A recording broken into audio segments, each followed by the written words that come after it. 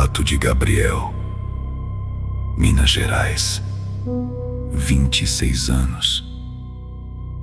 Gabriel acompanhava a avó durante uma internação quando presenciou uma cena que nunca conseguiu esquecer. Segundo ele, o quarto era compartilhado com outra paciente. Uma mulher de aproximadamente 50 anos. Ela parecia nervosa desde o primeiro dia, mas nada que chamasse muita atenção. Até a manhã em que os médicos chegaram para buscá-la.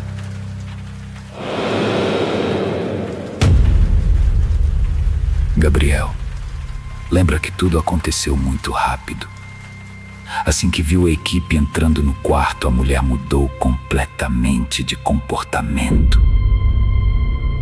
Começou a discutir com o marido. Não parecia uma discussão comum. Parecia desespero. Ela implorava para sair dali. Dizia que não queria fazer o procedimento, que precisava ir embora, que algo ruim aconteceria se permanecesse naquele hospital. O marido tentava acalmá-la, os médicos também, mas nada funcionava. Em determinado momento, a mulher começou a chorar. E então disse uma frase que fez o quarto inteiro ficar em silêncio. Eu vou morrer. Ninguém respondeu. Talvez porque ninguém acreditasse. Talvez porque todos pensassem que aquilo era apenas medo. Mas ela continuou olhando para o marido e disse algo ainda pior. A culpa vai ser sua.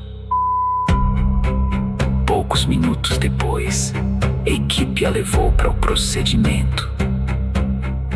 E ela não se despediu de ninguém. Nem sequer olhou para trás.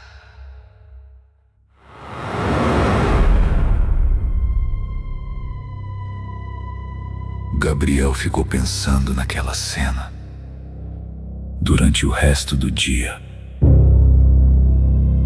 A discussão, o desespero e principalmente a forma como aquela mulher dizia que iria morrer. Não parecia um simples medo do procedimento. Parecia uma certeza. Nas horas seguintes, o assunto acabou sendo esquecido. A atenção da família estava voltada para a avó dele. Os exames, os médicos, as visitas, a rotina de hospital. Mesmo assim, de vez em quando Gabriel lembrava do rosto daquela mulher sendo levada pelo corredor, sem olhar para trás, sem se despedir do marido, como se já soubesse exatamente o que aconteceria. 2 dias depois, a situação da avó piorou. E naquela mesma semana, ela faleceu. Segundo Gabriel, tudo aconteceu muito rápido. A família entrou em choque. E os dias seguintes foram consumidos pelos preparativos do velório. Foi então que aconteceu algo que ele jamais esqueceu. Ao chegar na funerária da cidade para resolver algumas questões da cerimônia, Gabriel percebeu um homem sentado sozinho em uma das cadeiras da recepção. Cabisbaixo, em silêncio, com os olhos fixos no chão. Demorou alguns segundos para reconhecê-lo, mas quando reconheceu, sentiu um arrepio. Era o marido da mulher que estava internada no mesmo quarto que sua avó. A mesma mulher que havia implorado para não fazer o procedimento. A mesma mulher que havia dito que iria morrer. Gabriel se aproximou e, antes mesmo de perguntar qualquer coisa, percebeu que o homem estava usando roupas completamente pretas, como alguém que também havia acabado de perder alguém. Gabriel ficou alguns segundos sem saber o que dizer. O homem parecia destruído, como se não dormisse havia dias, como se ainda tentasse entender tudo o que havia acontecido. Com cuidado, Gabriel perguntou pela esposa, mesmo já imaginando a resposta. O homem levantou os olhos e apenas confirmou com a cabeça.